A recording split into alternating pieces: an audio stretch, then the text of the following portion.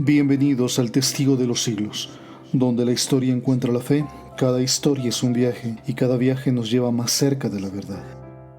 Hoy nos adentramos en la historia inspiradora de la iglesia primitiva en Jerusalén, trazando su evolución desde una pequeña comunidad hasta su influencia expansiva en el mundo antiguo, cultivando una resiliencia y profundidad espiritual que transformó no solo a sus seguidores, sino también a las sociedades en las que se estableció.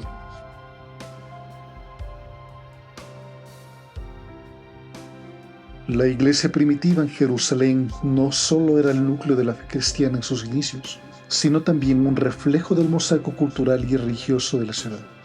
En el libro de Hechos, el autor nos presenta una comunidad vibrante, diversa y enfrentada a desafíos internos y externos significativos. Jerusalén en el siglo I era un crisol de tradiciones judías. Aquí, los judíos helenizados y los tradicionalistas convivían, a menudo en tensión. Esta diversidad se reflejaba en la iglesia, donde los griegos y los hebreos buscaban una forma de coexistir dentro de su nueva fe.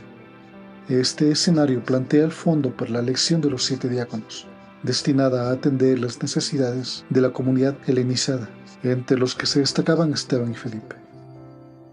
Esteban, en particular, representa un momento crítico en la historia de la iglesia. Su discurso ante el Sanedrín y su posterior martirio no solo muestran la tensión entre la iglesia primitiva y las autoridades judías, sino que también introducen a Saulo de Tarso en la narrativa.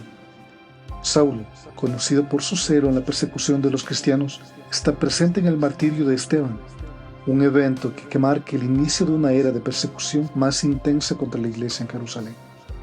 La figura de Saulo en este contexto es significativa por varias razones. Primero, su participación en la persecución de cristianos ilustra la gravedad y la hostilidad que enfrentaba la iglesia primitiva.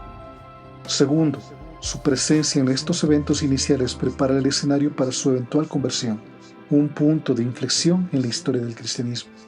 Por lo tanto, aunque la historia de Saulo, quien más tarde se convertiría en Pablo, es distinta, su papel en este periodo es inseparable del relato general de la iglesia. La persecución desencadenada por parte de Saulo llevó a una dispersión de los cristianos fuera de Jerusalén. Felipe, por ejemplo, extendió el evangelio a Samaria, señalando así la expansión del cristianismo más allá de los límites de Judea. Esta dispersión, lejos de ser un obstáculo, se convirtió en un medio para la difusión de la fe cristiana. En Jerusalén, la iglesia continuó enfrentando desafíos. La persecución de figuras como Herodes Agripa y el sumo sacerdote muestra las complejidades políticas y religiosas de la época. La iglesia era vista con sospecha tanto por autoridades judías como por el dominio romano, especialmente debido a su asociación con Jesús, crucificado por los romanos. Los líderes de la iglesia, como los 12 apóstoles y Jacobo, el hermano de Jesús, jugaron roles cruciales en guiar a la comunidad a través de estos tiempos turbulentos. La autoridad y el liderazgo de Jacobo, en particular, son destacados, subrayando la estructura única de liderazgo dentro de la iglesia primitiva. A pesar de las persecuciones y desafíos, la iglesia de Jerusalén permaneció fiel a sus raíces judías. La observancia del sábado, la participación en el culto del templo y la celebración del primer día de la semana para conmemorar la resurrección de Jesús son todas prácticas que reflejan la continuidad y adaptación de la fe judía en el cristianismo. La iglesia primitiva en Jerusalén, con su rica diversidad y sus complejas interacciones sociales y políticas, estableció el escenario para la expansión del cristianismo. La presencia y acciones de Saulo de Tarso, aunque no el foco principal, son cruciales para comprender este periodo de transformación y transición. En este contexto multifacético donde la iglesia comenzó su viaje, no solo sobreviviendo a sus desafíos iniciales, sino también prosperando y expandiéndose más allá de sus orígenes en Jerusalén. La dispersión de los cristianos desde Jerusalén, lejos de debilitar la iglesia primitiva, marcó el inicio de una era de expansión y crecimiento. Esta fase, conocida como la diáspora cristiana, fue crucial para la propagación del cristianismo a través del Imperio Romano. Los fieles, enfrentando la adversidad, llevaron su fe a nuevas tierras, estableciendo comunidades en lugares distantes y diversas culturas. La autoridad de los apóstoles, especialmente Pedro y Juan, era fundamental en la consolidación de estas nuevas iglesias. Su intervención en Samaria, bendiciendo y orando por los conversos, reafirma la conexión entre la iglesia madre y sus ramificaciones emergentes.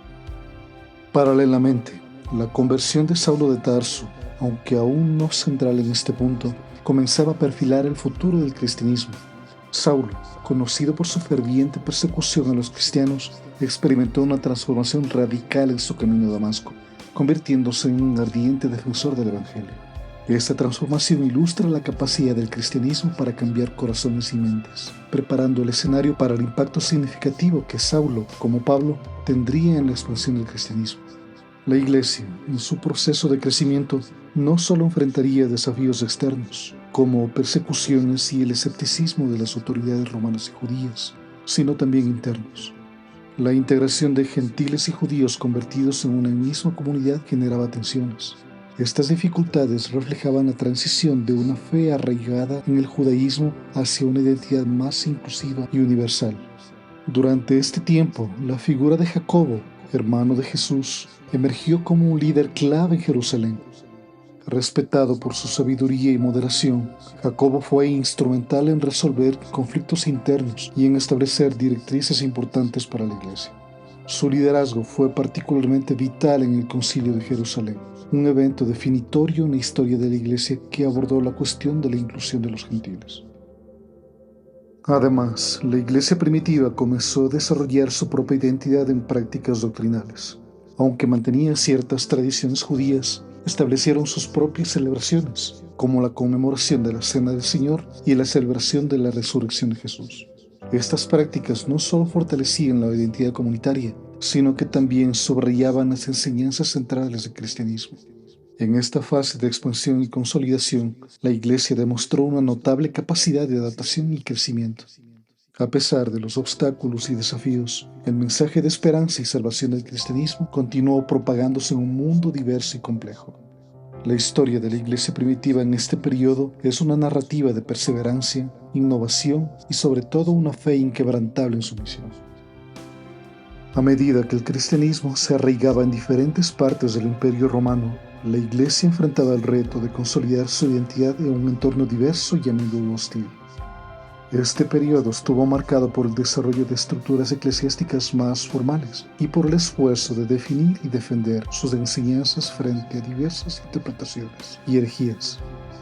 La expansión del cristianismo fuera de Judea y Samaria llevó a la creación de comunidades en ciudades importantes como Éfeso y Corinto.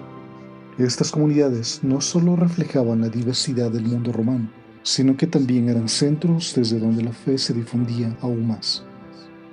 En Antioquía, por ejemplo, los discípulos fueron llamados cristianos por primera vez, un indicativo de cómo se percibía y se definía la nueva fe.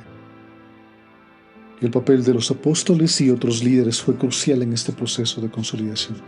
La correspondencia de Pablo con diversas iglesias, plasmada en las epístolas del Nuevo Testamento, muestra los esfuerzos por orientar, instruir y corregir a estas comunidades emergentes. Las epístolas abordan una variedad de temas, desde cuestiones doctrinales y éticas hasta consejos prácticos para la vida comunitaria. En ellas, Pablo enfatiza conceptos como la unidad en Cristo, la importancia del amor y la gracia, y la necesidad de mantener una conducta moral coherente con la fe. La relación de la Iglesia con el mundo romano fue compleja. Por un lado, la Pax Romana proporcionaba una relativa estabilidad y una red de comunicaciones que facilitaban la difusión del Evangelio.